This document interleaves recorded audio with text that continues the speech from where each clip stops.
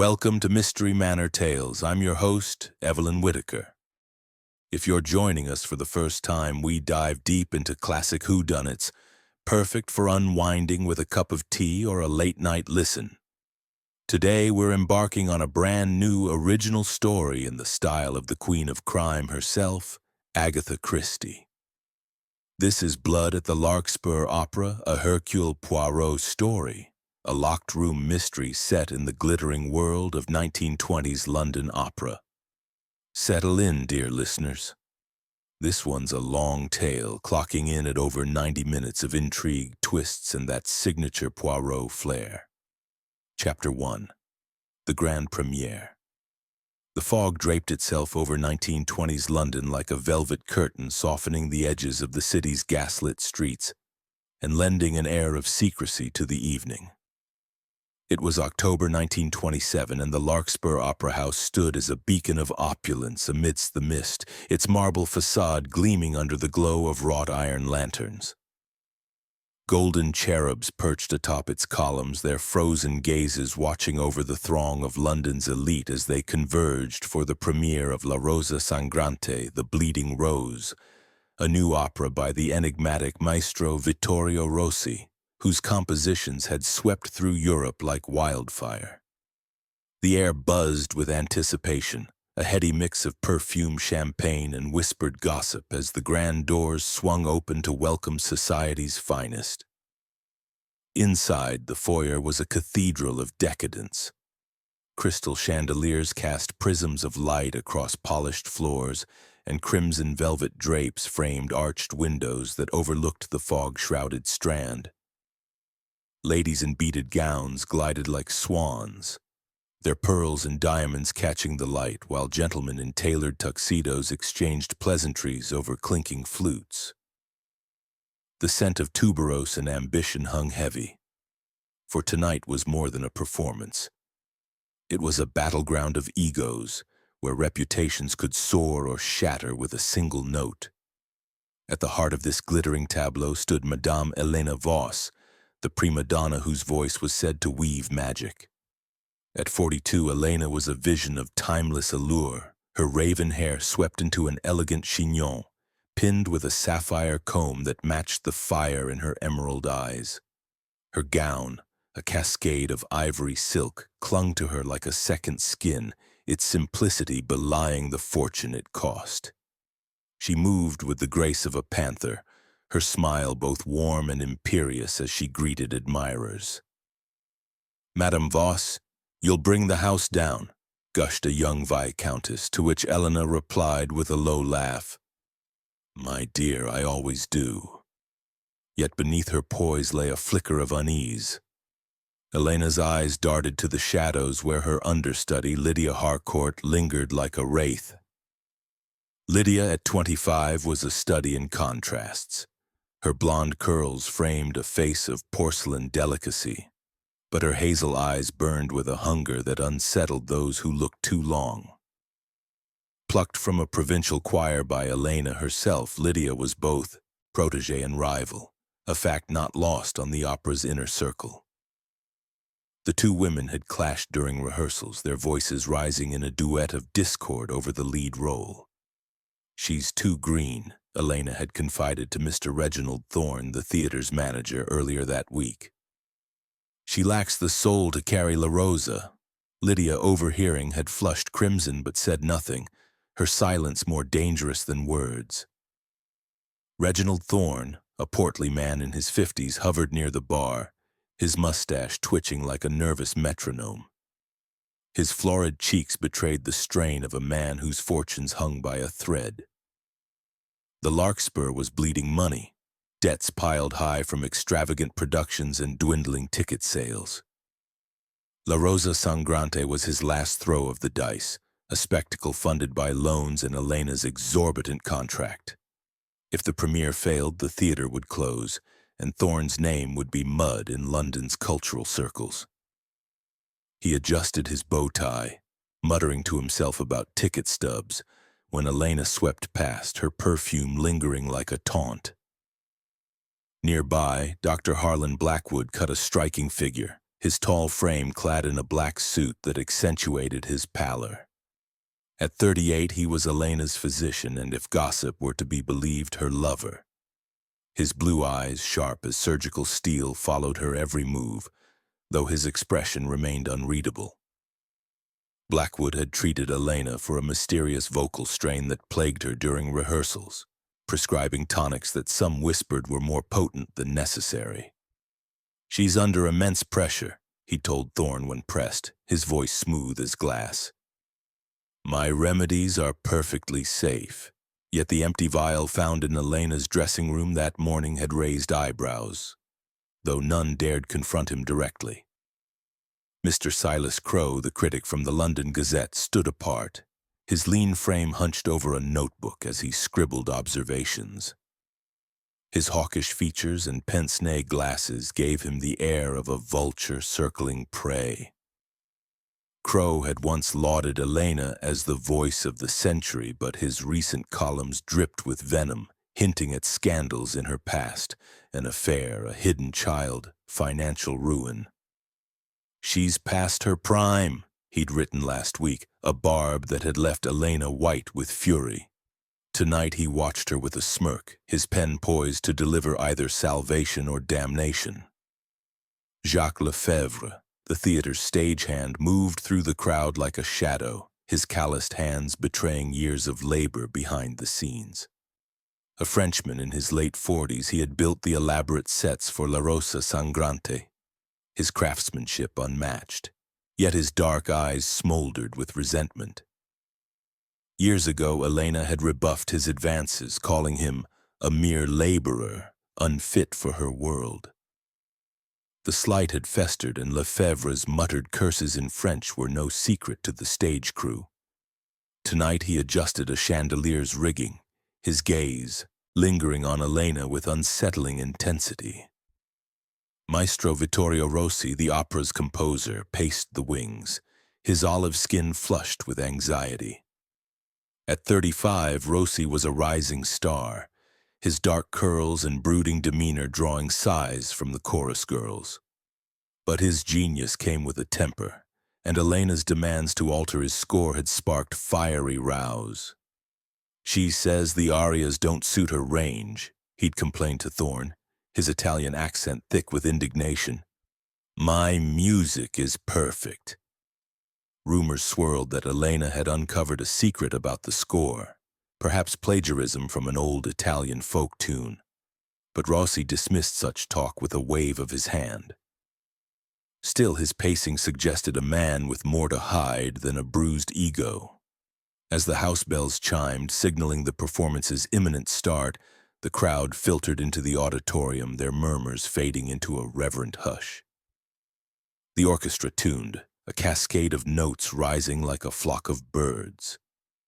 Elena excused herself, retreating to her dressing room, a sanctuary of mirrors, velvet, and gilded frames. "I need solitude before I sing," she declared, waving away Lydia and Blackwood. The door, heavy oak with a sturdy bolt, clicked shut behind her, the key turning with a decisive snap. Thorne, ever cautious, had posted a guard outside, a burly usher named Tompkins, to ensure her privacy. "No one goes in," Thorne instructed, though his voice trembled slightly. The auditorium darkened, the chandeliers dimming to a soft glow. The overture began, a haunting melody that wove sorrow and passion into every note, Rossi's genius undeniable. The curtain twitched, ready to rise, but as the first act loomed, a ripple of unease spread backstage. Elena was late. Her cue approached, yet no prima donna emerged. Lydia, waiting in the wings, clutched her script, her eyes wide with something between fear and triumph. Thorne, sweating profusely, darted to the dressing room, pounding on the door. "Madame Voss! Elena!" No answer. Tompkins, the guard, swore no one had approached.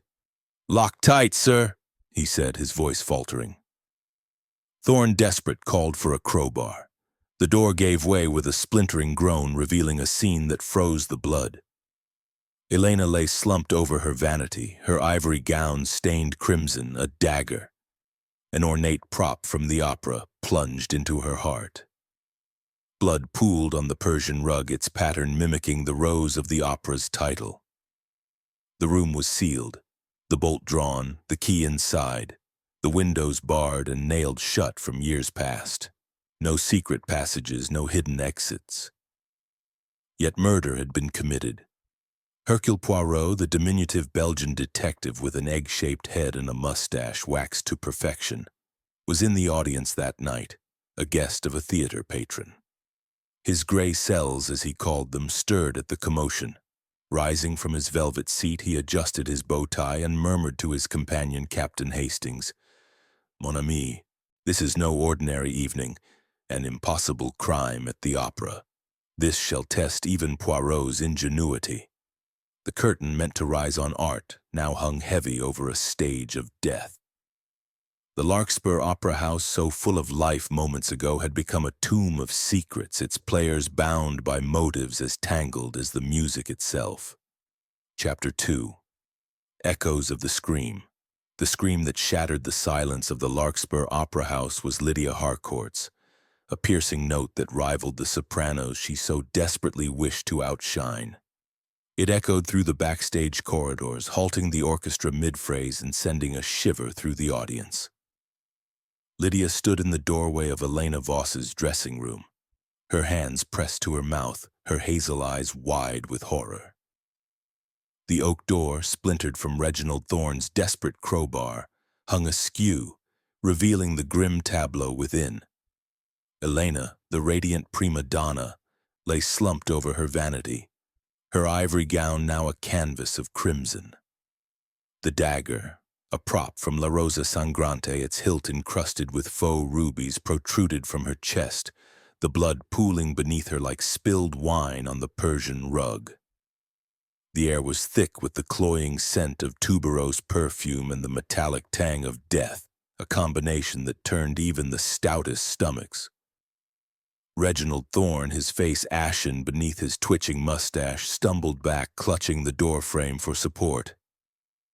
"My God," he stammered, his voice barely audible over the murmurs of the gathering crowd. Stage hands, chorus girls, and a few bold audience members pressed forward, only to be held back by Tompkins, the burly usher, whose ruddy cheeks had drained of color.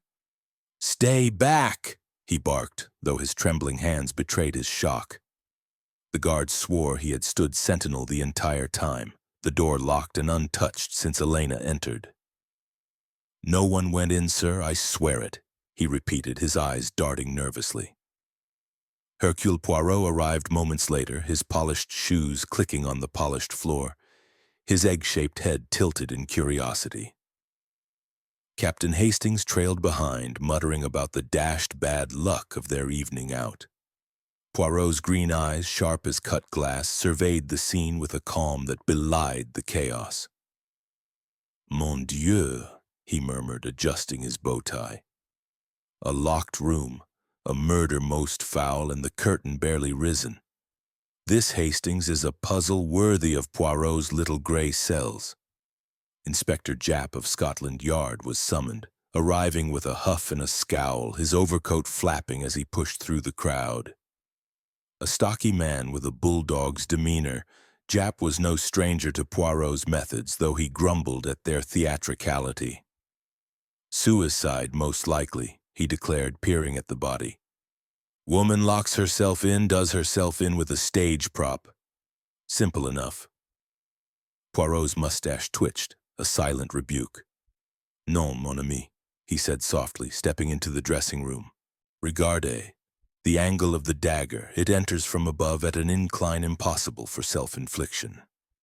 And the key." He pointed to the brass key on the vanity beside a spilled bottle of ink. "It is inside, the bolt drawn. The windows are barred, nailed shut. No secret passages, no trapdoors, I have checked." Japp grunted, unconvinced, but gestured for his men to secure the scene. The suspects were herded into the green room, a plush space lined with mirrors and faded posters of past triumphs. Lydia Harcourt sat on a velvet chaise, her blonde curls disheveled, tears streaking her face, though her trembling hands suggested a composure beneath the grief. Reginald Thorne paced, mopping his brow with a handkerchief, his eyes darting as if calculating losses. Dr. Harlan Blackwood stood rigid, his blue eyes fixed on the floor, his physician's calm cracking at the edges. Silas Crowe, the critic, leaned against a wall, scribbling furiously in his notebook, his smirk replaced by a grim curiosity. Jacques Lefebvre, the stagehand, clutched a wrench, his knuckles white, his French mutterings barely audible. Maestro Vittorio Rossi sat slumped in a chair, his dark curls falling into his eyes, muttering in Italian about fate and curses. Poirot began his inquiries with the precision of a conductor, his voice soft but commanding. "Mademoiselle Harcourt," he began, fixing Lydia with a gentle gaze.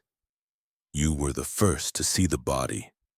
Tell Poirot what brought you to the door." Lydia's lips trembled, but her voice was steady. I was in the wings, waiting for my cue as understudy. Elena was late, which wasn't like her. Mr. Thorne called for her, and when she didn't answer, we broke in. I didn't expect. She faltered, her eyes welling anew. Poirot nodded, noting the faint blush on her cheeks. "And your relations with Madame Voss? They were perhaps strained?" Lydia stiffened. "We argued, yes. She thought I wasn't ready for the lead, but I only wanted to prove myself. Murder? I'd never." Thorne was next, his florid face glistening with sweat. "Mr. Thorne," Poirot said, "this opera was your salvation, no? Yet Madame Voss's contract, it was costly." Thorne blustered, "Preposterous. Yes, the theater's in debt, but her death voids the contract. Saves me a fortune, I admit, but I was in my office checking ledgers when it happened. Ask my clerk." Poirot's eyes narrowed, catching the tremor in Thorne's voice. Dr. Blackwood's interrogation revealed little emotion, his responses clipped. "I treated Elena for vocal strain," he said, his hands clasped tightly. "A tonic, nothing more. I was in the audience when the scream came." Poirot gestured to the empty vial on the vanity, its label smudged. "This tonic, it was harmless?" Blackwood nodded, but his jaw tightened, and Poirot noted a faint sheen of perspiration on his brow. Silas Crowe admitted to blackmailing Elena over a past affair, his voice dripping with disdain. "She paid me to keep quiet," he said, adjusting his pince-nez. "But kill her? Why would I? Her scandals sold papers." Poirot's gaze lingered on Crowe's notebook, wondering what secrets it held. Jacques Lefebvre's resentment spilled forth like a broken dam. "She humiliated me," he growled, his French accent thick. "Years ago I offered my heart and she laughed, called me a laborer, but I was backstage fixing a pulley when she died." His eyes, however, avoided Poirot's, and his wrench seemed an extension of his anger. Maestro Rossi was the most volatile, his hands gesticulating wildly. "She wanted to change my score," he cried. "My Rosa Sangrante, my masterpiece. She said it strained her voice, but it was perfect. She threatened to ruin me." Poirot raised an eyebrow. "Ruin you, monsieur? How so?" Rossi faltered, mumbling about artistic differences, but his agitation spoke volumes. As the night wore on, Poirot's inspection of the dressing room yielded a curious clue. A bloody footprint near the body, too small for a man's shoe, its edges smudged as if hastily wiped. The suspects, all in evening attire, wore polished shoes or delicate slippers, none matching the print. Poirot crouched, his gloved finger tracing the outline. "Interessant," he murmured. "A clue, or perhaps a deception?" He examined the dagger, noting its theatrical design, no blood on the hilt, suggesting a clean thrust. The vanity held a spilled ink bottle, a half-written letter in Elena's hand. "Beware the rose's thorn." The signature was a crude sketch of a crow pointing to Silas Crowe, but Poirot's eyes gleamed with skepticism. Too convenient, non, he said to Hastings, who nodded bewildered. The room itself was a fortress. The oak door's bolt was intact, the key unforced. The windows, high and narrow, were barred with iron, their nails rusted from years of disuse. No vents, no chimneys, no hidden panels. At least none Poirot could find in his initial sweep. "It is the classic locked room," he declared to Jap, who scratched his head. "But every lock has a key and every crime a method." Back in the green room, tension simmered. Lydia dabbed her eyes, but her gaze flicked to Rossi, who avoided her. Thorne whispered to Blackwood, who shook his head sharply. Crow's pen never stopped, and Lefebvre's wrench tapped a nervous rhythm. Poirot watched, his mind a whirl of possibilities. Had Lydia's ambition turned deadly? Did Thorne's debts drive him to desperation? Was Blackwood's tonic more than it seemed? Or did Crow's blackmail, Lefebvre's grudge, or Rossi's pride conceal a darker truth? As the clock struck midnight, the opera house grew silent, the audience sent home, the stage dark. Poirot stood alone in the dressing room, the scent of blood and perfume lingering. "This stage," he mused, "is set for a tragedy, but the script, it is not yet written, the truth. It hides in the shadows of the Larkspur." Chapter 3. Shadows in the Wings. The first light of dawn crept through the fogged windows of the Larkspur Opera House, casting long shadows across the auditorium's gilded arches. The grandeur of the previous evening had dissolved into a grim tableau, the air heavy with the residue of tragedy. Hercule Poirot stood in the center of Elena Voss's dressing room, his polished shoes silent on the blood-stained Persian rug. His green eyes, sharp as ever, scanned the scene with meticulous care, noting every detail. The dagger still embedded in Elena's chest, the overturned ink bottle, the smudged footprint, and the cryptic note with its crow sigil. The room remained an enigma, a locked fortress where murder had slipped through invisible cracks. "It is impossible, yet it is done," Poirot murmured to Captain Hastings, who hovered nearby, his face a mask of unease. "The little gray cells, they must work swiftly." Inspector Japp, his overcoat rumpled from a sleepless night, directed his constables to cordon off the backstage area.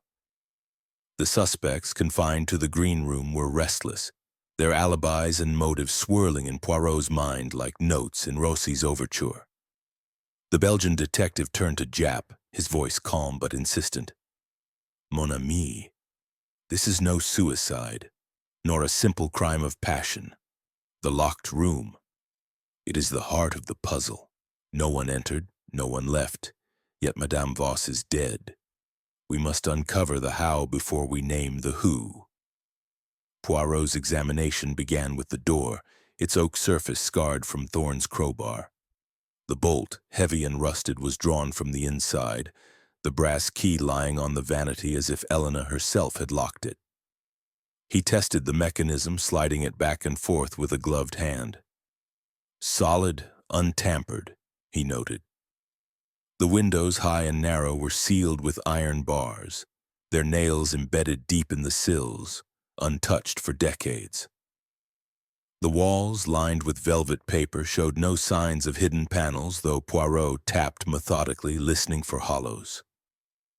The ceiling, adorned with plaster roses, was intact, and the floor, save for the bloody footprint, bore no marks of disturbance. "A stage within a stage," Poirot mused. "But where is the trap door?" Hastings, ever practical, pointed to the footprint. "Looks like a woman's shoe, Poirot. Could it be Miss Harcourt's?" Poirot crouched, his magnifying glass catching the dawn light. The print was delicate, perhaps a size 5, but smudged at the edges as if deliberately obscured.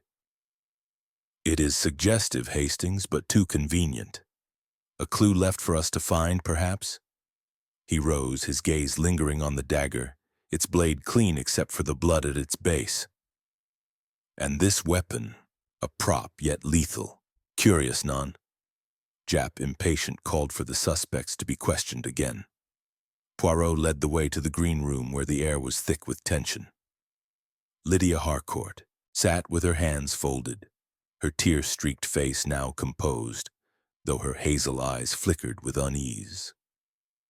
Reginald Thorne stood by a window, his mustache twitching as he muttered about the theater's ruin. Dr. Harlan Blackwood leaned against a table, his physician's calm fraying, his fingers tapping nervously. Silas Crowe, the critic, continued scribbling, his pince-nez glinting with every sharp glance. Jacques Lefebvre clutched his wrench, his dark eyes darting, while Maestro Vittorio Rossi paced, his Italian curses punctuating the silence.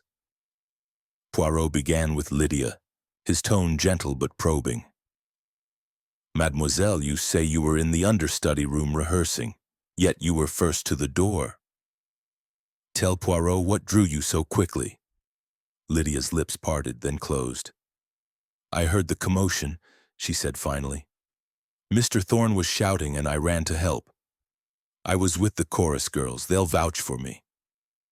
Poirot nodded, noting her steady voice but trembling hands.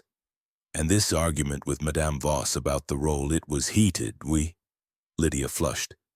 "Yes, but I admired her. I wanted her approval, not her death." Thorne was next, his bluster barely masking panic. "I was in my office, Poirot, as I told you. My clerk, Jenkins, saw me there, buried in ledgers. This blasted opera was to save us, and now—" He trailed off, his eyes darting to the others. Poirot tilted his head. "The financial strain, Monsieur Thorne. It was great, no? Madame Voss's contract, it was a burden." Thorne's face reddened. "A burden, yes, but murder? I'm no killer." Dr. Blackwood's interrogation was met with icy precision. "I was in the audience, as I said," he insisted, his blue eyes meeting Poirot's without flinching. "I left briefly to smoke in the alley, but I was back before the scream." Poirot raised an eyebrow. "Yet an usher claims to have seen you backstage near the dressing room." Blackwood's jaw tightened. "A mistake. I was nowhere near."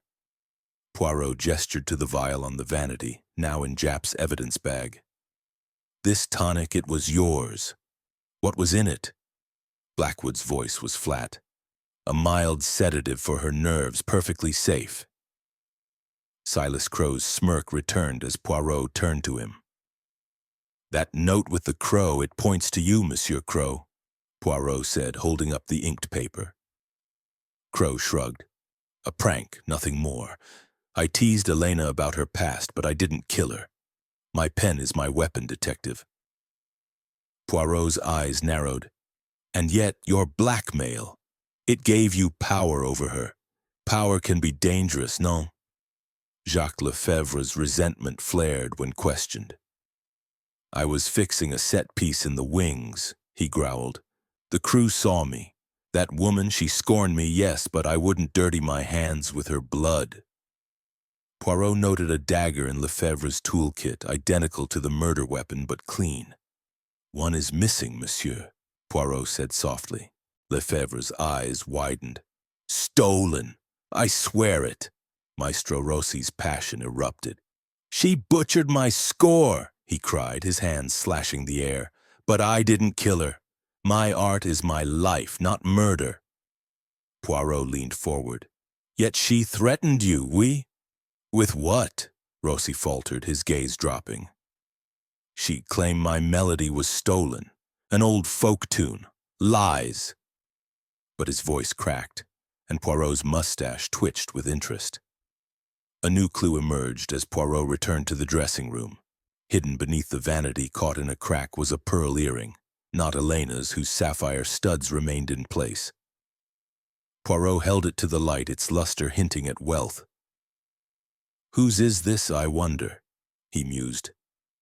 Hastings suggested Lydia, but Poirot shook his head.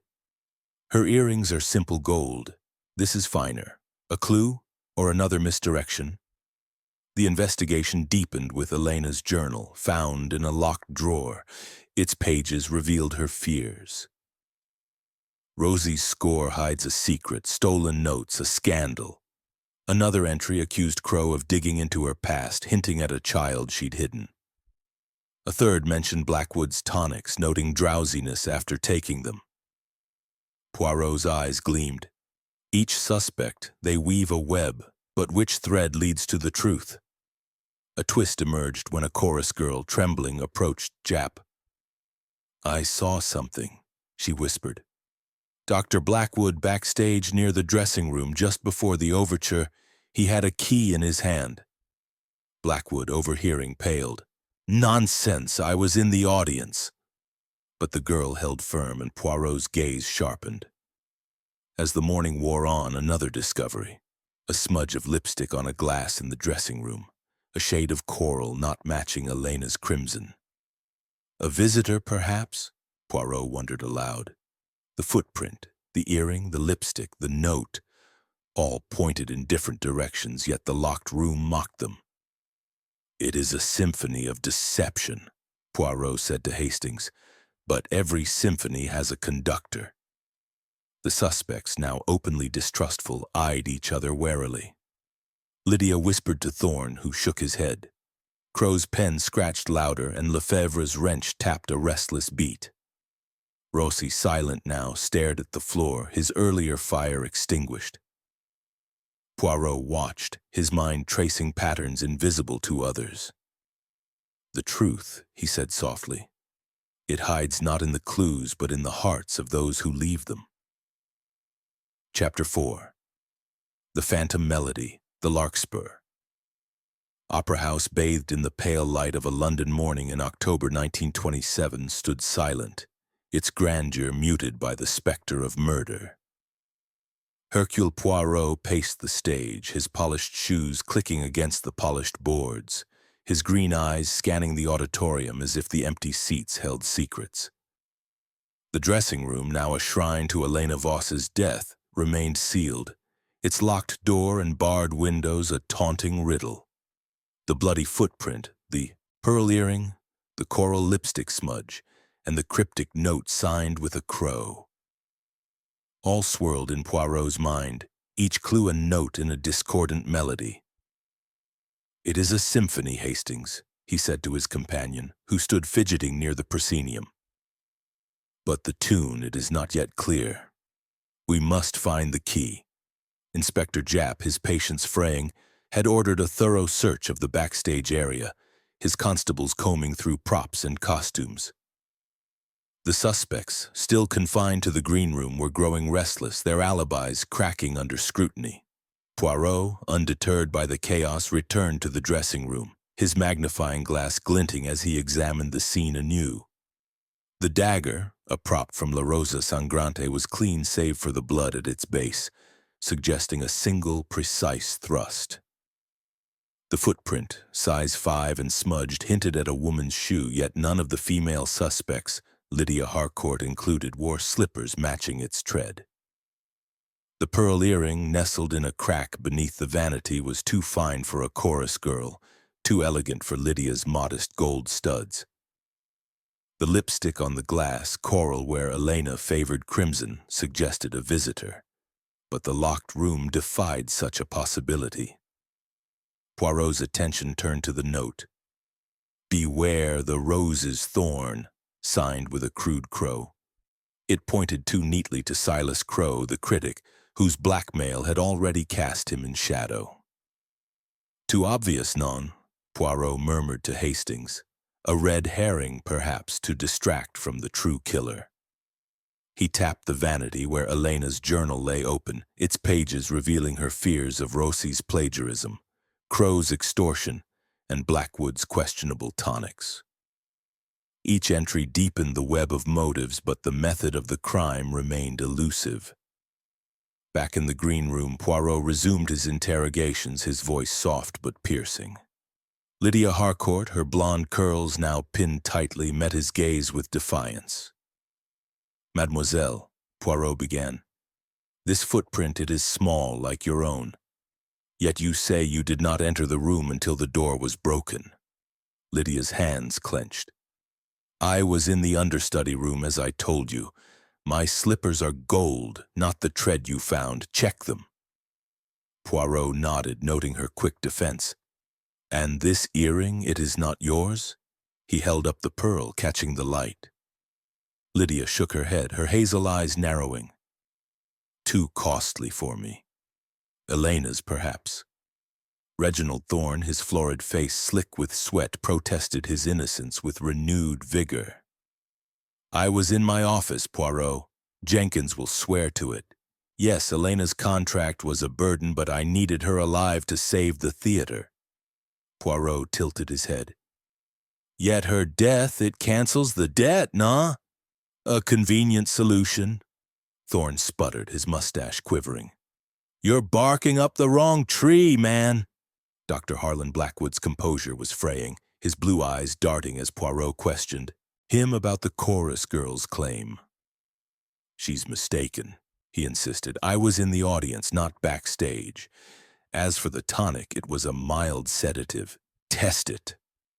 Japp, holding the vial, confirmed traces of a sedative, but not lethal in itself. Poirot's gaze lingered on Blackwood's hands, which trembled slightly. A sedative, monsieur, could make one drowsy, vulnerable, oui? Blackwood's jaw tightened, but he said nothing. Silas Crowe, adjusting his pince-nez, scoffed at the note's implication. A prank, detective, as I said. I wrote no such thing, but someone wants you to think I did. Elena paid me to keep quiet about her past, an affair years ago. Killing her would have dried up my income. Poirot's mustache twitched. Yet your columns, they turned cruel. A personal grudge, perhaps? Crowe smirked. My pen cuts deeper than any dagger. Jacques Lefebvre's anger flared when Poirot mentioned the missing dagger from his toolkit. It was stolen, he growled, his French accent thick. I was in the wings fixing a set. The crew saw me. Elena, she mocked me, yes, but I'm no murderer. Poirot noted the calluses on Lefebvre's hands, capable of wielding a blade with precision. And this grudge, it lingered, non? Lefebvre's eyes darkened, but he only muttered, she wasn't worth it. Maestro Vittorio Rossi, his passion subdued, admitted to altering his own score to appease Elena. I lied about her demands, he confessed, his dark curls falling into his eyes. I feared she'd expose my inspiration, a folk tune, yes, but not stolen. She twisted the truth to control me. Poirot leaned forward. And this control, it angered you, oui? Enough to act? Rossi shook his head vehemently. My art is my life, not her death. A new clue surfaced as Poirot scoured the dressing room once more. Hidden in the folds of the velvet drapes was a thin wire barely visible, looped as if to pull something from a distance. Regardez, Hastings, Poirot said, holding it up. A mechanism, perhaps, to draw the bolt from outside? He tested it, but the wire was too short to reach the door. A false clue planted to mislead, he concluded, though his eyes gleamed with intrigue. Hastings frowned. But who'd go to such trouble, Poirot? It's devilishly clever. Another red herring emerged. Crowe's alibi crumbled when a stagehand recalled seeing him arguing with Elena in the corridor an hour before the show. A professional disagreement, Crowe insisted, but his smirk faltered. Lefebvre's grudge deepened with a new witness, a prop master who saw him slap Elena during rehearsals, her laughter cutting him deeper than any blade. Thorne's financial woes grew clearer when Poirot found a ledger in his office, revealing loans from Elena herself, now voided by her death. A motive, monsieur? Poirot asked. Thorne blustered. Coincidence, nothing more. The earring posed a puzzle. Poirot questioned the chorus girls, none of whom claimed it, though one recalled seeing a similar pair on a wealthy patroness in the audience. A visitor, then? Hastings suggested, but Poirot shook his head. The room was locked, mon ami. No patron could enter. The lipstick, too, remained a mystery. None of the suspects wore coral, and Elena's makeup case held only crimson shades. A twist came when Poirot examined the opera's score left on a music stand backstage. A page was marked with a faint pencil note in Elena's hand. "The melody hides more than music." Poirot's eyes lit up. "Perhaps, Hastings, the answer lies in La Rosa Sangrante itself. A code, a secret woven into Rossi's notes." He hummed the overture, his mind racing, but the melody yielded no immediate answers. As noon approached, Jap's frustration boiled over. "We've got footprints, earrings, wires, and notes, Poirot, but no killer. This locked room nonsense, it's impossible." Poirot smiled faintly. "Impossible, mon ami. No. The impossible is merely the possible we have not yet understood.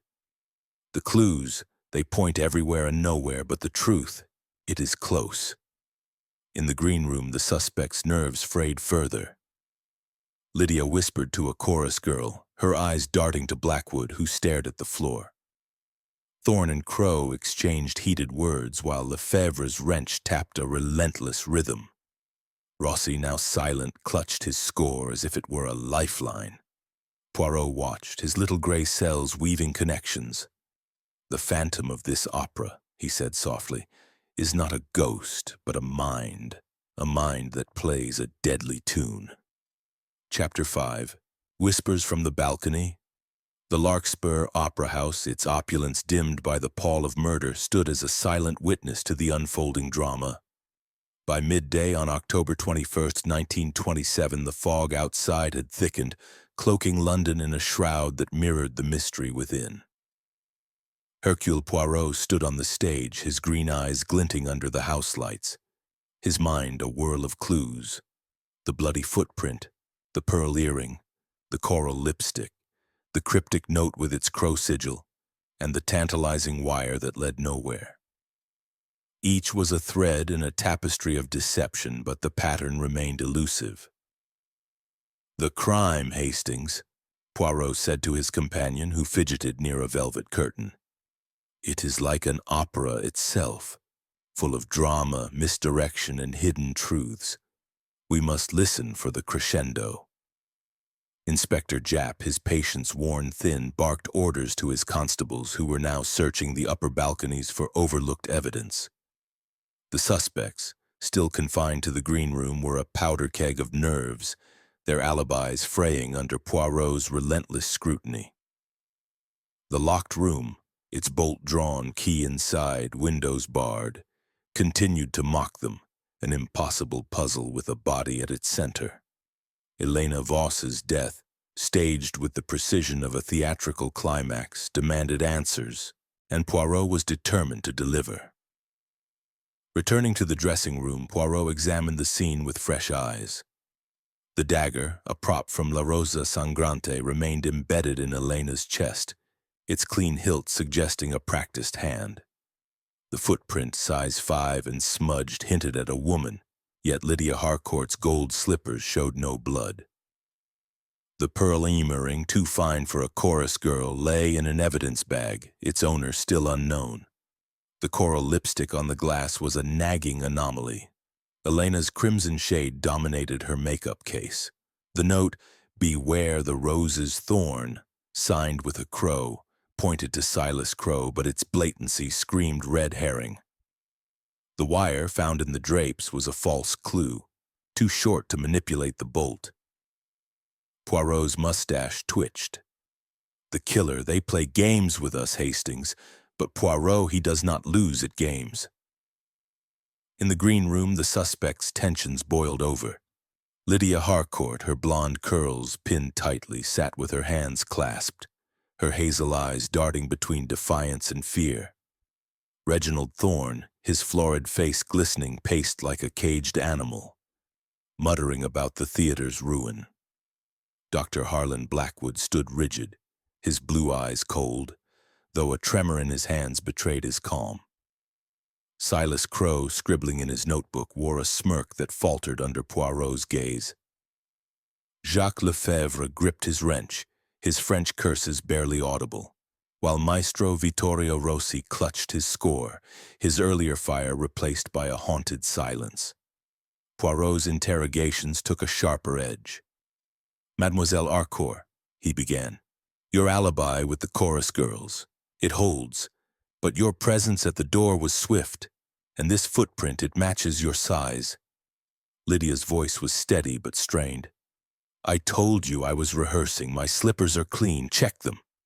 I admired Elena even if we fought." Poirot nodded, noting her quick glance at Blackwood. "And this earring, it is not yours?" Lydia shook her head. "Too rich for me? Maybe a patroness?" Thorne blustered when questioned about his ledger, which revealed Elena's loans. "Yes, her death voids them," he admitted. "But I was in my office. Jenkins saw me." Poirot's eyes narrowed. "Yet a key, monsieur, was found in your desk, a duplicate to Elena's room." Thorne paled. "I keep spares for all rooms. It's standard." Blackwood's composure cracked when Poirot pressed about the chorus girl's sighting. "She's wrong," he snapped. "I was in the audience, not backstage with a key." Poirot gestured to the vial. "This sedative, it could make Madame Voss drowsy, oui? Open to attack?" Blackwood's jaw clenched. "It was harmless. Test it." Japp confirmed the sedative was mild, but Poirot noted Blackwood's sweating brow. Crowe scoffed at the note's accusation. "Someone's framing me, detective. I teased Elena, yes, but I didn't need her dead. Her scandals fueled my column." Poirot's gaze lingered on Crowe's notebook. "Your pen. It writes more than reviews, perhaps." Crowe's smirk wavered. Lefebvre's anger flared anew. "My dagger was stolen," he insisted. "I was in the wings fixing a pulley. Ask the crew." Poirot tilted his head. "Your grudge, monsieur, it was deep. A slap from Madame Voss. It stings still, non?" Lefebvre's knuckles whitened around his wrench. "I hated her, but I didn't kill her." Rossi, subdued, admitted his lie about the score. "Elena didn't demand changes. I did to protect my reputation. She knew the melody echoed a folk tune, but it wasn't stolen." Poirot leaned forward. "And this secret, it gave her power over you, oui?" Rossi nodded, his eyes downcast. "But murder? Never." A complication arose when Japp's men found a new clue in the balcony. A bloodied glove hidden beneath a seat, its size suggesting a man's hand. Poirot examined it, noting traces of coral lipstick on the cuff. "Interesting," he said. "A glove, yet no one admits to wearing gloves last night." Blackwood's eyes widened briefly, but he said nothing. The glove pointed to a man, yet the footprint suggested a woman, a contradiction that delighted Poirot. "The killer, they weave a tangled web," he told Hastings. Another twist emerged when a stagehand reported hearing a faint hum from the dressing room before the scream, a mechanical sound, like a motor. Poirot returned to the room searching for devices, but found none. "Perhaps a trick of the acoustics," he mused, recalling the opera's haunting overture. He examined the score again, noting Elena's penciled comment. "The melody hides more than music." Could the music itself hold a clue? He hummed a phrase, but no revelation came. The investigation took a dramatic turn when Lydia, under pressure, revealed a shocking secret. "Elena was my mother," she whispered, tears spilling. "She hid me to protect her reputation, raised me in secret. I wanted her love, not her role." The room fell silent, the suspects exchanging stunned glances. Poirot's eyes gleamed. "A motive, mademoiselle? Resentment for her secrecy?" Lydia shook her head. "I loved her even if she didn't love me back." This revelation complicated the web. Had Lydia's hidden lineage driven her to murder? Or was it a red herring, meant to distract? Poirot's mind raced, piecing together fragments. The sedative in Blackwood's tonic could have dulled Elena's senses, allowing a killer to enter unnoticed. But how? With the door locked. The glove suggested a man, the footprint a woman. The wire, though useless, hinted at mechanical ingenuity. And the lipstick, whose was it? A new witness, a janitor, added fuel to the fire. "I saw Mr. Thorne near the dressing room before the show," he said. "He was holding a key, looking nervous." Thorne exploded. "Lies! I was in my office." But Poirot's gaze sharpened. "A second key, monsieur, and your debts, they weighed heavily." Thorne collapsed into a chair, speechless. As evening fell, another clue surfaced, a smudge of blood on the ceiling high above the vanity, as if the killer had defied gravity.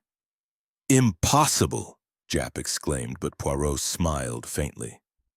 "Not impossible, mon ami. The killer, they are clever but not invisible. This blood, it tells a story."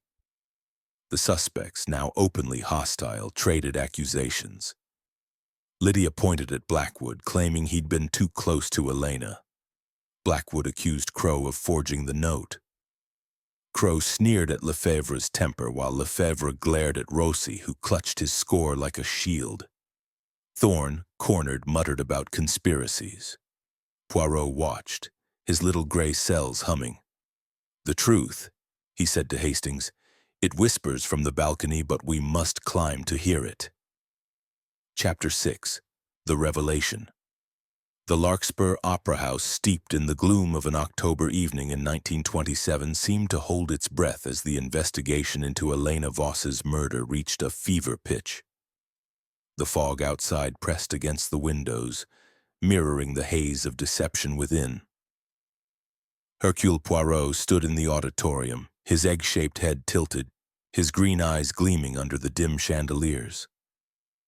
The clues, the bloody footprint, the pearl earring, the coral lipstick, the cryptic Crow-signed note, the useless wire, the bloodied glove, and the inexplicable blood smudge on the ceiling, danced in his mind like notes in a chaotic symphony.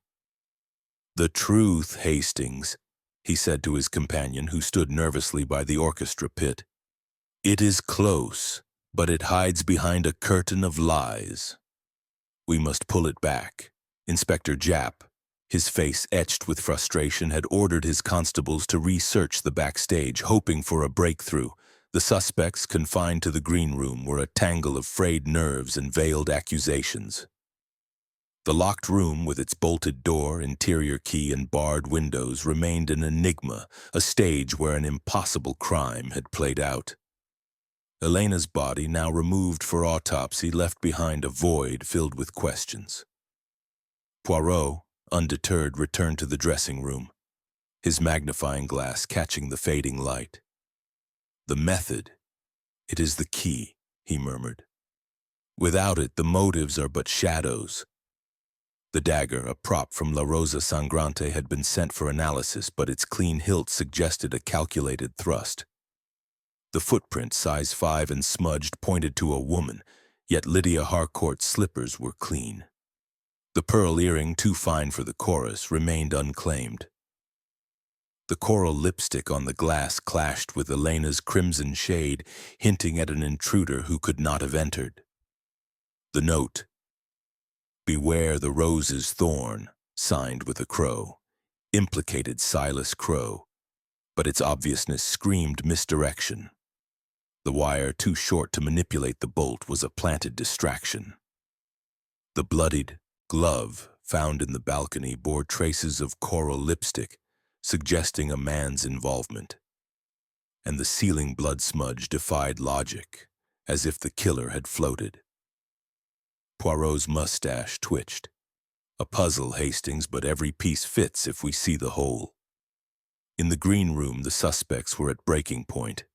Lydia Harcourt, her blonde curls loosened by stress, clutched a handkerchief, her hazel eyes darting.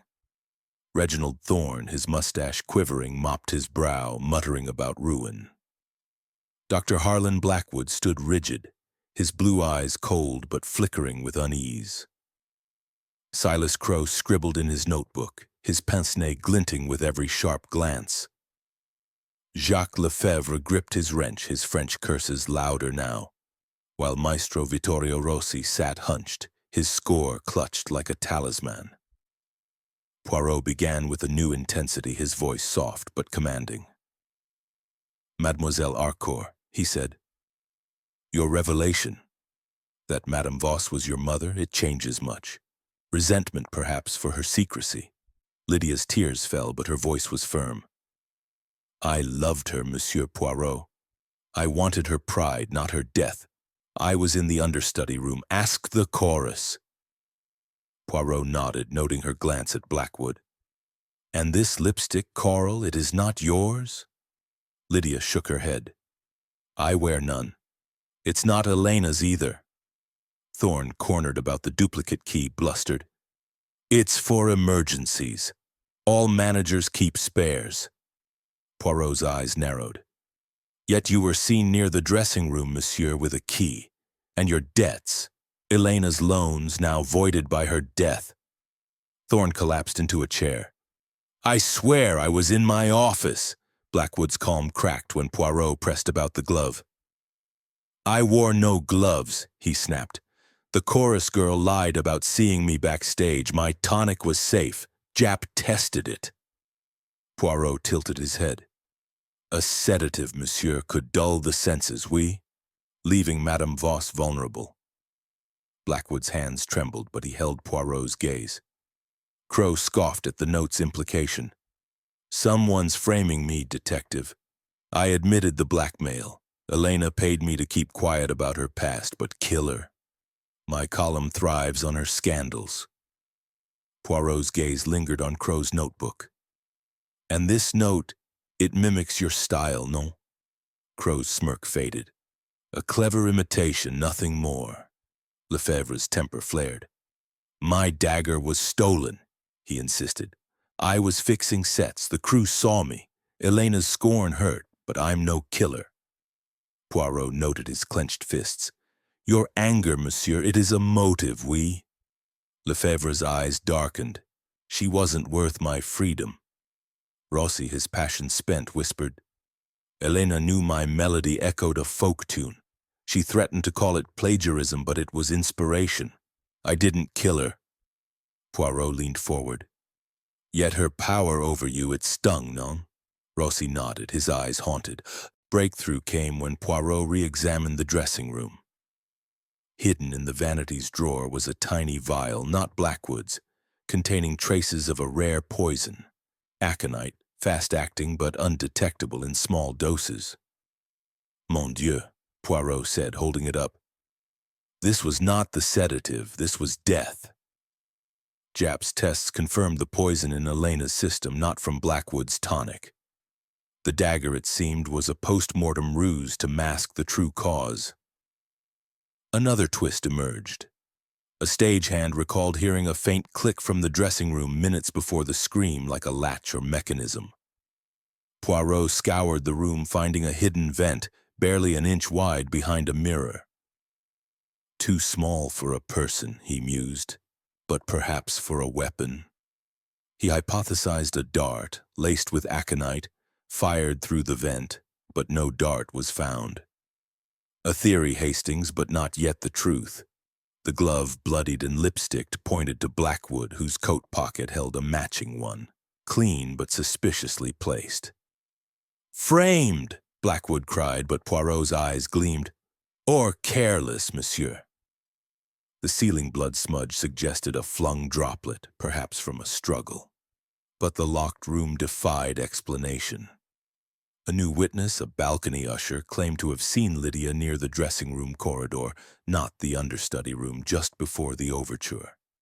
Lydia paled. "I was fetching a script," she insisted, but her alibi weakened. Poirot pressed further, uncovering a letter in Elena's journal addressed to Lydia. "My daughter, forgive my silence. I meant to protect you." The words cut deep and Lydia sobbed, but Poirot wondered if grief masked guilt. The score offered a final clue. Poirot, humming La Rosa Sangrante, noticed a pattern in the overture, a sequence of notes that, when played backward, mimicked a Morse code signal. Thorn. "The rose is thorn," Poirot murmured. a message hidden in music, but who composed it? Rossi, confronted, denied altering the score beyond his admitted changes. Elena wrote that note, he said. She was paranoid. As night fell, Poirot gathered the suspects in the auditorium, the stage lit by a single spotlight. The murder, he declared, was not impossible. The poison, it entered through the vent, a dart we have not found. The dagger, a distraction. The footprint planted, the glove a frame, the note a misdirection. He paced, his voice rising. But the killer, they made one mistake. He turned to Blackwood. You, monsieur, gave Elena a second vial, not the sedative. Aconite, time to kill during the overture. You slipped backstage using a duplicate key to stage the dagger after death. Blackwood laughed, a hollow sound. Prove it, detective. Poirot smiled. The lipstick on the glove, it matches a shade in your medical bag, a gift for Elena you never gave. The room gasped, but Poirot held up a hand. Yet I am not certain. The vent, the key, the poison, they point to you, but the footprint, it does not fit. He turned to Lydia. Or perhaps you, mademoiselle, used your mother's trust to deliver the poison, your small feet leaving the print. Lydia cried out, No! Poirot stepped back, his eyes scanning all. The truth, it is near. One of you sang the fatal note, but the melody, it is not yet complete. Chapter 7. Intermission of Secrets. The Larkspur Opera House, cloaked in the deepening shadows of an October night in 1927, seemed to pulse with secrets. Its gilded halls now a labyrinth of suspicion. Hercule Poirot stood in the center of the stage, his silhouette sharp against the single spotlight, his green eyes gleaming with the intensity of a man closing in on truth. The clues, the bloody footprint, the pearl earring, the coral lipstick, the crow sign note, the useless wire, the bloodied glove, the ceiling blood smudge, and the aconite vial wove a tapestry of deception, but the final thread remained elusive. The intermission, Hastings, Poirot said to his companion, who stood nervously by the orchestra pit. It is not a pause, but a moment of revelation. The killer they hide in plain sight. Inspector Japp, his face haggard from hours of fruitless searching, leaned against a proscenium pillar, his notebook filled with contradictions. The suspects, herded back to the green room after Poirot's dramatic accusations, were a cauldron of fear and defiance. The locked room with its bolted door, interior key, and barred windows continued to defy logic, a silent taunt to Poirot's genius. Elena Voss's murder, orchestrated with theatrical precision, demanded a resolution, and Poirot's little gray cells were primed to deliver. Returning to the dressing room, Poirot re-examined the scene with meticulous care. The vanity, still cluttered with Elena's cosmetics, held no new secrets, but the aconite vial, hidden in a drawer and distinct from Blackwood's sedative, pointed to a calculated poisoning. The dagger, a post-mortem ruse, had distracted from the true cause of death. The footprint, size 5 and smudged, suggested a woman, yet Lydia's slippers remained clean. The pearl earring, too fine for the chorus, hinted at an outsider, but the locked room barred such a possibility. The coral lipstick on the glass and glove clashed with Elena's crimson, a puzzle unresolved. The crow-signed note, too obvious to trust, implicated Crow, while the wire and ceiling blood smudge suggested mechanical ingenuity or misdirection. The killer, they are clever, Poirot murmured to Hastings, but they cannot outwit order and method. A new clue emerged as Poirot inspected the mirror above the vanity. Its frame, ornate and heavy, was slightly askew, revealing a faint scratch on the wall behind. A hidden panel, perhaps? He pressed gently, and a narrow section of plaster slid aside, exposing a crawlspace barely wide enough for a person. Mon Dieu, Poirot exclaimed. A secret passage used for maintenance, perhaps? The crawlspace led to a service corridor behind the stage, accessible from the wings where Jacques Lefebvre had been working. Poirot's eyes gleamed. "This changes much, Hastings. The room was not so locked as we thought." Japp, summoned to see the discovery, groaned. "Another complication. Does this point to the stagehand?" Poirot shook his head. "Not yet, mon ami. The passage, it is a possibility, but Lefebvre's crew alibis him. We must test all threads." The crawlspace showed no blood or footprints, suggesting it was unused during the crime, but its existence shattered the locked room illusion. In the green room, the suspects were unraveling. Lydia Harcourt, her blonde curls damp with sweat, clutched her handkerchief, her hazel eyes flickering with fear. Reginald Thorne, his florid face blotched, paced frantically, muttering about bankruptcy. Dr. Harlan Blackwood stood by a window, his blue eyes distant, his hands clenched. Silas Crowe, his pince-nez fogged, scribbled with a trembling hand. Jacques Lefebvre gripped his wrench, his French mutterings now a low growl, while Maestro Vittorio Rossi sat silently, his score crumpled in his lap. Poirot resumed his interrogations, his voice a velvet blade. "Monsieur Lefebvre," he began, "this passage behind the mirror, it is for stage hands, oui? You knew of it?" Lefebvre's eyes widened. "Yes, for repairs, but I didn't use it. I was in the wings fixing a pulley. Ask the crew." Poirot nodded. "And your dagger stolen. Convenient, no?" Lefebvre's knuckles whitened. "I'm no murderer." Lydia, questioned about the passage, shook her head. "I didn't know it existed," she whispered. "I was in the understudy room, not near the dressing room." Poirot's gaze softened. "Your mother's secret, mademoiselle, it hurt you, oui? Enough to act?" Lydia's tears fell. "I wanted her love, not her life." Thorne, confronted about the duplicate key, blustered, "It's for emergencies. I never used it." Poirot tilted his head. "Yet you were seen near the dressing room, monsieur, with a key. And your debts. Elena's death frees you." Thorne's voice cracked. "I was in my office, I swear." Blackwood, pressed about the aconite, denied knowledge. "My tonic was a sedative, as Japp confirmed. This poison, it's not mine." Poirot gestured to the glove. "And this in your coat with coral lipstick? A frame or carelessness?" Blackwood's jaw tightened. "Someone planted it." Crowe, accused of the note, smirked faintly. "A forgery, detective. Someone mimics my style to point fingers. I needed Elena alive. Her scandal sold papers." Poirot's eyes narrowed. "Yet your cruelty had pushed her, non?" Crowe shrugged. "Words, not daggers." Rossi, his fire gone, admitted.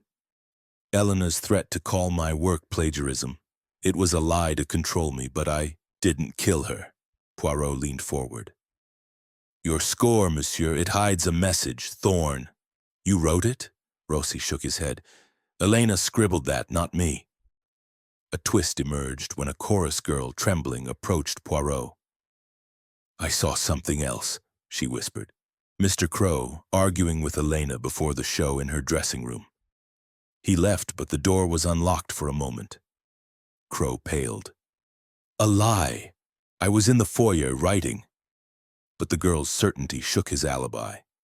Another clue surfaced. A stagehand found a tiny spring in the dressing room vent, suggesting a mechanism, perhaps for firing a poisoned dart. Poirot tested it, but the spring was rusted, likely unused for years.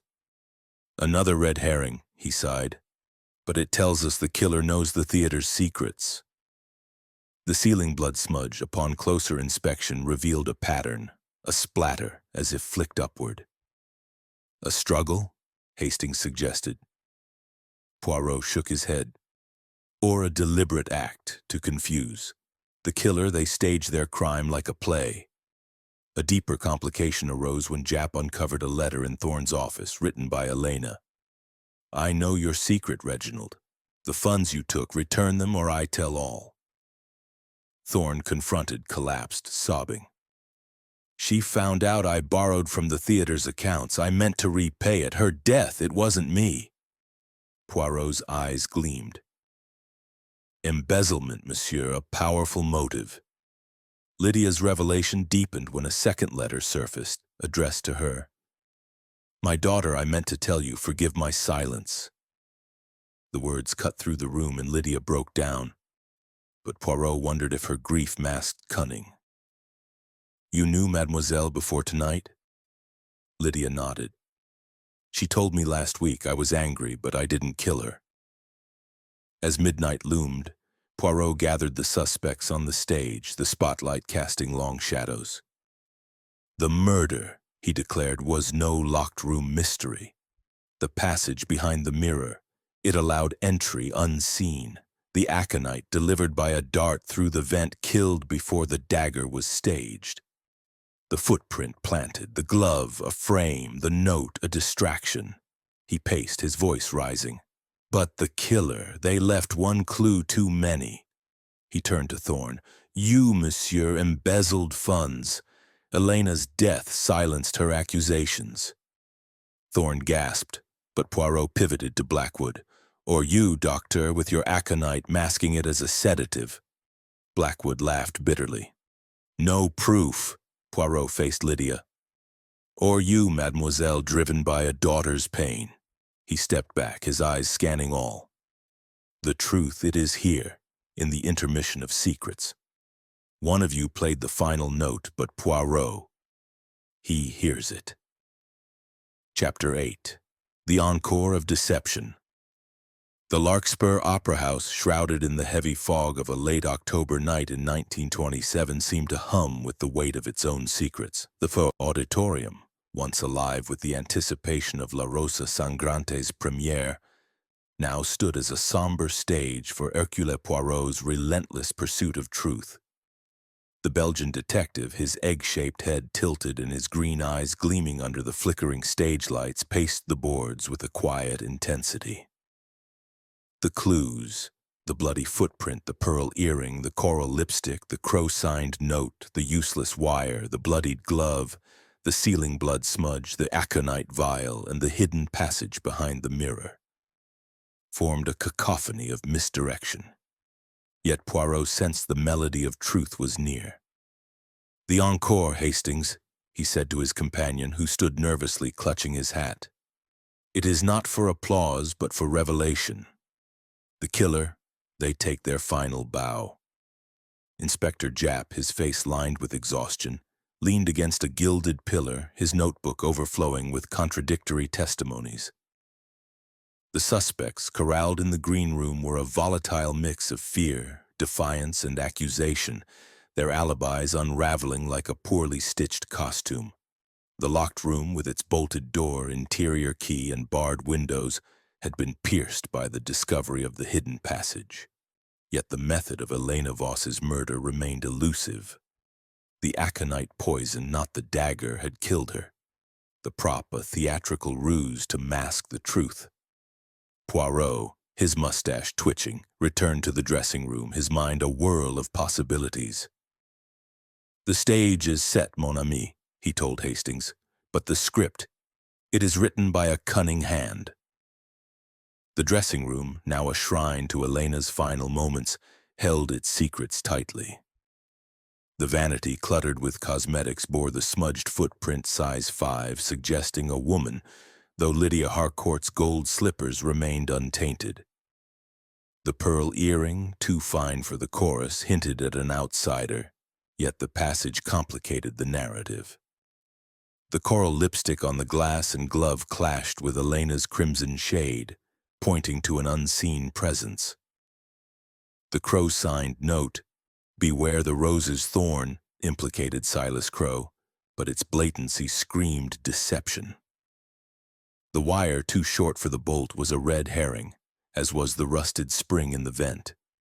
The bloodied glove found in the balcony bore traces of coral lipstick, suggesting a man, perhaps Dr. Harlan Blackwood, whose coat held a matching clean glove. The ceiling blood smudge, a flicked droplet, hinted at a struggle or deliberate misdirection. The aconite vial hidden in the vanity confirmed poisoning as the cause of death. Each clue, Poirot mused, is a note in a false score. But the true melody, it sings beneath. In the green room, the suspects were at their breaking point. Lydia Harcourt, her blonde curls frayed, sat with her hands clasped, her hazel eyes flickering with grief and fear. Reginald Thorne, his florid face slick with sweat, paced, muttering about the theater's collapse. Dr. Harlan Blackwood stood rigid, his blue eyes cold but unsteady, his physician's calm eroding. Silas Crowe, his pince-nez slipping, scribbled furiously, his smirk replaced by unease. Jacques Lefebvre gripped his wrench, his French curses a low growl, while Maestro Vittorio Rossi clutched his crumpled score, his dark eyes haunted. Poirot's interrogations took a sharper tone. "Monsieur Lefebvre," he began, "this passage behind the mirror, you knew it well, oui? A stagehand's secret." Lefebvre's knuckles whitened. "Yes, for maintenance, but I didn't use it. I was in the wings, fixin' a set. The crew saw me." Poirot nodded. "And your stolen dagger, it appears in the crime. A coincidence?" Lefebvre's eyes flashed. "Someone framed me!" Lydia, pressed about her mother's secret, trembled. "I knew Elena was my mother," she admitted. "She told me last week. I was hurt, but I didn't kill her. I was in the understudy room." Poirot's gaze softened. "Yet you were seen near the corridor, mademoiselle. And the footprint, it fits your size." Lydia's voice broke. "I fetched a script. My slippers are clean." Thorne, confronted about the embezzlement letter, collapsed into a chair. "Elena knew I took funds," he admitted, "but I was repaying them. Her death, it wasn't me." Poirot tilted his head. "The duplicate key in your desk, monsieur, it opens her door." Thorne's mustache quivered. "For emergencies, nothing more," Blackwood, accused of the aconite, snapped. "I gave her a sedative, not poison. The glove in my coat, it's a frame." Poirot gestured to the lipstick. "And this coral shade in your bag meant for Elena?" Blackwood paled. "A gift, never given." Crowe, questioned about the note, scoffed. "A forgery, detective. Someone wants me blamed. I needed Elena alive. Her scandals were my livelihood." Poirot's eyes narrowed. "Yet your argument with her in her room, it left the door unlocked, oui?" Crowe's pen froze. "I left before the overture." Rossi, his passion spent, whispered, "Elena's threat about my score, it was a lie to control me. I didn't kill her." Poirot leaned forward. "And the thorn in your music, monsieur? A message?" Rossi shook his head. "Her doing, not mine." A new clue emerged when a constable found a torn scrap of fabric in the hidden passage. Silk, dyed coral, matching no costume in the production. "A woman's dress, perhaps?" Hastings suggested. Poirot examined it, noting a faint scent of tuberose, Elena's perfume. "Or a man's disguise," he mused, "to match the lipstick and glove." The passage, though unused during the crime, suggested the killer knew the theater's secrets. Another twist came when a stagehand reported seeing Blackwood slip into the service corridor before the overture, contradicting his audience alibi. Blackwood exploded. "A lie! I was smoking outside!" But the stagehand held firm, and Poirot's eyes gleamed. "A key, a passage, a poison. Your presence, docteur, it is everywhere." The ceiling blood smudge yielded a revelation. Under ultraviolet light, it revealed a faint outline, a partial handprint too small for a man's. "Lydia?" Hastings whispered, but Poirot shook his head. "Or a clever disguise, mon ami. The killer, they play with gender and motive." A deeper complication arose when Japp uncovered a second letter in Elena's journal, addressed to Crowe. "Your blackmail ends tonight, or I expose you." Crowe, confronted, admitted, She threatened to reveal my own secrets, a forged review years ago, but I didn't kill her. Poirot's mustache twitched. Yet you argued in her room, leaving it unlocked. As midnight passed, Poirot gathered the suspects in the auditorium, the stage bathed in a ghostly glow. The murder, he declared, was a performance. The aconite, delivered through the vent, killed Madame Voss. The dagger, a prop to mislead. The footprint planted, the glove, a frame, the note, a distraction, the passage, a possibility. He paced, his voice rising. But the killer, they left a trace. He turned to Blackwood. You, monsieur, had access to aconite, disguised as a sedative. You slipped through the passage, staging the dagger. Blackwood laughed bitterly. No proof. Poirot pivoted to Lydia. Or you, mademoiselle, driven by a daughter's pain, used the passage your mother knew. Lydia sobbed. No. He faced Crow. Or you, monsieur, silencing her threats. Crow smirked. Try again, detective. Poirot's eyes scanned all. The coral fabric, the handprint, the poison. They point to one who knows the theater, the score, the heart.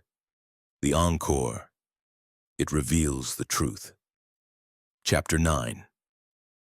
Poirot's Symphony, the Larkspur Opera House, steeped in the eerie stillness of a fog-laden October night in 1927, seemed to hold its breath as Hercule Poirot stood on the grand stage, his diminutive figure commanding under the flickering spotlight. The weight of the investigation pressed heavily. The clues, a bloody footprint, a pearl earring, coral lipstick, a crow-sign note, a useless wire, a bloodied glove, a ceiling blood smudge, an aconite vial, a hidden passage, and a coral silk scrap, forming a discordant symphony in his mind. Each note pointed to deception, yet the melody of truth was emerging. The symphony, Hastings, Poirot said to his companion, who stood anxiously near the orchestra pit. It builds to its climax. The killer, they cannot hide from Poirot's little gray cells. Inspector Japp, his eyes heavy with fatigue, leaned against a velvet curtain, his patience eroded by the labyrinth of contradictions. The suspects, confined to the green room, were a volatile mix of fear, anger, and desperation, their alibis crumbling like old stage sets. The locked room, once an impenetrable mystery, had been pierced by the discovery of the hidden passage behind the mirror. Yet the method of Elena Voss's murder, poisoned by aconite, not the stage dagger, remained a puzzle. The dressing room, now a silent witness, held its secrets tightly, but Poirot was determined to unravel them. The truth, mon ami, he told Hastings. It is in the harmony of the clues, not their chaos. Poirot returned to the dressing room, his magnifying glass catching the dim light. The vanity cluttered with Elena's cosmetics bore the smudged footprint size 5, suggesting a woman, though Lydia Harcourt's gold slippers were clean. The pearl earring, too fine for the chorus, remained unclaimed, its luster hinting at wealth. The coral lipstick on the glass and glove clashed with Elena's crimson, pointing to an unseen presence. The crow-signed note, "Beware the rose's thorn," implicated Silas Crow, but its blatancy screamed red herring. The wire, too short to manipulate the bolt, was a planted distraction, as was the rusted spring in the vent. The bloodied glove with coral lipstick traces pointed to Dr. Harlan Blackwood, whose coat held a matching clean glove. The ceiling blood smudge with its partial handprint suggested a small hand. Lydia's, or a disguise? The aconite vial confirmed poisoning, the dagger a post-mortem ruse. The coral silk scrap scented with Elena's tuberose hinted at a costume or deception. Each clue, Poirot murmured, is a note, but the score, it is incomplete. A new discovery deepened the mystery. Poirot, examining the hidden passage, found a faint scratch on the crawlspace floor as if something heavy had been dragged. A prop, perhaps, he mused to Hastings, or a tool to deliver death. The passage led to the service corridor, accessible from the wings where Jacques Lefebvre worked, but his crew alibied him. The scratch suggested use, yet no blood or footprints confirmed it. "The killer, they know the theater's secrets," Poirot said, his eyes gleaming. In the green room, the suspects were unraveling. Lydia Harcourt, her blonde curls disheveled, clutched a handkerchief, her hazel eyes flickering with grief and fear. Reginald Thorne, his florid face slick with sweat, paced, muttering about ruin. Dr. Harlan Blackwood stood rigid, his blue eyes cold but unsteady, his hands clenched. Silas Crowe, his pince-nez slipping, scribbled with a trembling hand, his smirk gone. Jacques Lefebvre gripped his wrench, his French curses a low growl. While Maestro Vittorio Rossi sat hunched, his score crumpled, his dark eyes haunted. Poirot's interrogations grew sharper. "Monsieur Lefebvre," he began, "this passage, you used it for repairs, oui? Did you share its secret?" Lefebvre's knuckles whitened. "Only the crew knows it. I was in the wings fixing a pulley, ask them." Poirot nodded. "And your stolen dagger, it appears in the crime. A frame or carelessness?" Lefebvre's eyes flashed. "Someone took it to pin this on me." Lydia, pressed about her mother's secret, trembled. "I knew Elena was my mother," she whispered. "Her silence hurt, but I didn't kill her. I was in the understudy room." Poirot's gaze softened. "Yet you were seen in the corridor, mademoiselle. And the footprint, it fits you." Lydia's voice broke. "I fetched a script. My slippers are clean." Thorne, confronted about his embezzlement, collapsed into a chair. "Elena knew I took funds," he admitted. "I meant to repay them. Her death, it wasn't me." Poirot tilted his head. "The duplicate key, monsieur, and your presence near her room. Motive and opportunity, no?" Thorne's mustache quivered. "I was in my office." Blackwood, accused of the aconite, snapped, "My tonic was a sedative. This poison, it's not mine." Poirot gestured to the glove. "And this, in your coat with coral lipstick? A gift, you said, but never given?" Blackwood paled. "Someone planted it." Crowe, questioned about his argument with Elena, scoffed.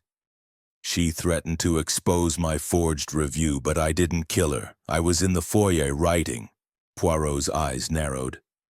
"Yet you were in her room, monsieur, leaving the door unlocked." Crowe's pen froze. "A brief talk, nothing more." Rossi, his fire gone, whispered, "Elena's claim about my score, it was a lie to control me. I didn't kill her." Poirot leaned forward. "And the thorn in your music, monsieur? Her warning?" Rossi shook his head. "Her paranoia, not my doing." A twist emerged when a constable found a hidden compartment in the vanity, containing a small syringe, its needle stained with aconite residue. "Mon Dieu!" Poirot exclaimed. "Not a dart, but a syringe.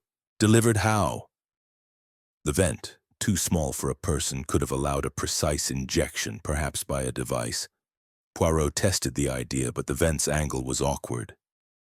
"A theory," he sighed, "but not yet the truth."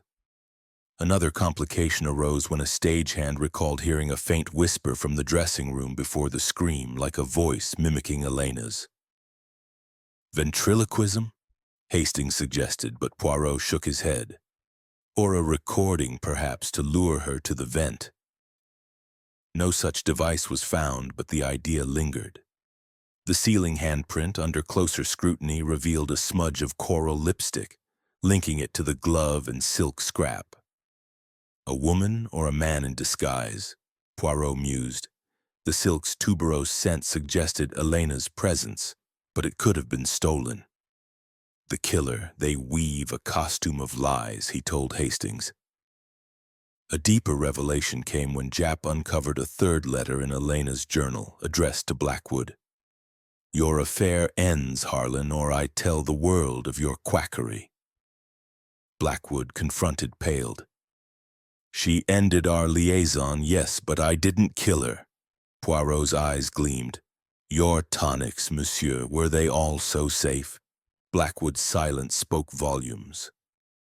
As dawn approached, Poirot gathered the suspects on the stage, the spotlight casting long shadows.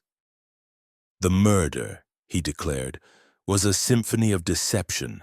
The aconite delivered by syringe through the vent killed Madame Voss. The dagger a prop to mislead, the footprint planted, the glove a frame, the note a distraction, the passage a possibility. He paced, his voice rising. The killer, they knew the theater, the score, the heart. He turned to Blackwood. You, monsieur, had aconite, a motive in her rejection and access to the passage. Blackwood laughed bitterly. No proof. Poirot pivoted to Lydia. Or you, mademoiselle, driven by a daughter's pain, slipping through the passage. Lydia sobbed. No. He faced Crow. Or you, silencing her threats with poison. Crow smirked. Try again. Poirot's eyes scanned all. The coral silk, the handprint, the syringe, they point to one who played the fatal note. The symphony it resolves, and Poirot, he conducts. Chapter 10. Finale and Applause. The Larkspur Opera House, cloaked in the heavy fog of a late October night in 1927, stood as a silent monument to the tragedy that had unfolded within its gilded walls. The auditorium, bathed in the ghostly glow of a single spotlight, was a stage for Hercule Poirot's final act. The Belgian detective, his egg-shaped head held high and his green eyes blazing with certainty, stood at the center, his presence commanding despite his diminutive stature. The clues, the bloody footprint, the pearl earring, the coral lipstick, the crow-signed note, the useless wire, the bloodied glove, the sealing blood smudge, the aconite vial, the hidden passage, the coral silk scrap, and the syringe, had woven a tapestry of deception, but Poirot's little gray cells had unraveled its threads. The finale, Hastings, he said to his companion, who stood nervously by the stage's edge. It is here. The curtain falls and the truth takes its bow. Inspector Japp, his face etched with exhaustion and grudging admiration, stood near the orchestra pit, his constables flanking the exits. The suspects, summoned from the green room, sat in the front row, their faces a gallery of fear, defiance, and resignation. The locked room, once an impossible enigma, had been pierced by the hidden passage, and the aconite poisoning, not the dagger, had been revealed as Elena Voss's true cause of death. The dressing room, now empty save for its lingering scent of tuberose and blood, held no more secrets. Poirot's voice, soft but resonant, filled the auditorium. The crime, mes amis, was a performance, a masterpiece of misdirection. But Poirot, he sees through the illusion. The clues, meticulously gathered, pointed in every direction, yet converged on a single truth. The footprint, size 5 and smudged, suggested a woman, but Lydia Harcourt's slippers were clean. The pearl earring, unclaimed, hinted at wealth beyond the chorus. The coral lipstick on the glass and glove clashed with Elena's crimson, suggesting an intruder. The crow-sign note, "Beware the rose's thorn," implicated Silas Crow, but its blatancy screamed red herring. The wire and rusted vent spring were planted distractions. The bloodied glove, linked to Dr. Harlan Blackwood, bore coral lipstick, as did the coral silk scrap scented with Elena's tuberose. The sealing blood smudge with its small handprint suggested a delicate killer or a disguise. The aconite vial and syringe confirmed poisoning, delivered through the vent with the dagger as a post-mortem ruse. The hidden passage behind the mirror offered access, but its clean state raised doubts. Each clue, Poirot said, is a note in a false score. But the true melody, it sings now. The suspects, their nerves frayed, watched Poirot with bated breath. Lydia Harcourt, her blonde curls loose, clutched her handkerchief, her hazel eyes wet with tears. Reginald Thorne, his florid face pale, sat rigid, his mustache still. Dr. Harlan Blackwood, his blue eyes cold, gripped the armrests, his physician's calm shattered. Silas Crowe, his pince-nez fogged, held his notebook like a shield, his smirk gone. Jacques Lefebvre, his wrench abandoned, slumped, his French mutterings silenced. Maestro Vittorio Rossi, his score crumpled, stared at the floor, his fire extinguished. Poirot began, his voice a velvet blade. The murder was no locked-room mystery. The passage behind the mirror allowed entry unseen. The aconite, delivered by syringe through the vent, killed Madame Voss before the overture. The dagger, a prop, was placed to mislead. The footprint planted. The glove, a frame. The note, a distraction. The silk, a disguise. He paced, his eyes scanning each suspect. But the killer. They made one fatal error. He turned to Lydia. Mademoiselle, your pain as Elena's hidden daughter, it was real. Yet you were seen near the corridor, not the understudy room. The footprint, it fits your size. Lydia sobbed. I fetched a script. I loved her. Poirot nodded, moving on. To Thorne. Monsieur, your embezzlement gave motive. The duplicate key, your presence near her room, it points to you. Thorne stammered. I was in my office. Jenkins swears it. Poirot's gaze lingered, then shifted. To Blackwood. Docteur, your aconite, your rejected love, your presence backstage, you had means and motive. Blackwood laughed bitterly. No proof. The glove was planted. Poirot gestured to the coral lipstick. A shade in your bag, monsieur, meant for Elena. To Crowe, your blackmail, your argument in her room, the note. It all points to you. Crowe scoffed. A forgery. I needed her alive. Poirot's eyes narrowed. Yet you left the door unlocked, oui? To Lefebvre. Your grudge, your stolen dagger, your knowledge of the passage, you could format it, had opportunity. Lefebvre growled. It was stolen. I was in the wings. To Rossi. Your score, your pride, Elena's threats, you had reason to silence her. Rossi whispered, I didn't kill her. Poirot paused, the spotlight casting his shadow long. The truth, it lies in the details. The coral silk scented with tuberose was no costume. It was Elena's shawl, stolen from her room. The handprint, small but deliberate, was made with a glove, not a hand. The syringe, hidden in the vanity, was not fired but placed by hand. He turned to Blackwood. You, doctor, are the conductor of this crime. Gasps rippled through the suspects. Blackwood stood, his face ashen. Preposterous. Poirot raised a hand. You loved Madame Voss, but she ended your affair, threatened to expose your tonics as fraud. You had aconite, a poison subtle and swift. You knew the passage, used it to enter after giving her the poisoned syringe, disguised as a medical injection during a visit before the show.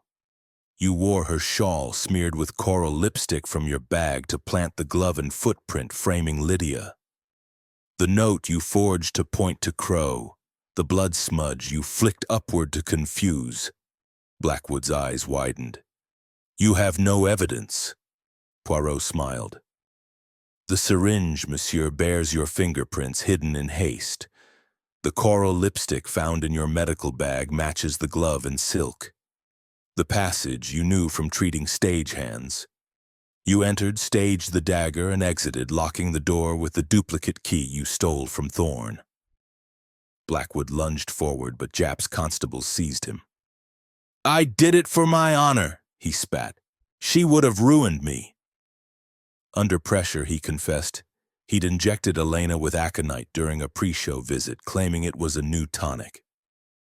She died during the overture, and he slipped through the passage to stage the dagger, planting clues to mislead. Poirot bowed slightly. The little gray cells, they triumph. The symphony is complete. Japp clapped Blackwood in irons, the suspects exhaling in relief and shock. Lydia wept. Thorne slumped. Crowe scribbled. Lefebvre muttered, and Rossi clutched his score, vindicated. The auditorium fell silent, the fog outside pressing closer. Poirot adjusted his bow tie, his eyes twinkling. The curtain falls, mes amis. Justice takes the stage.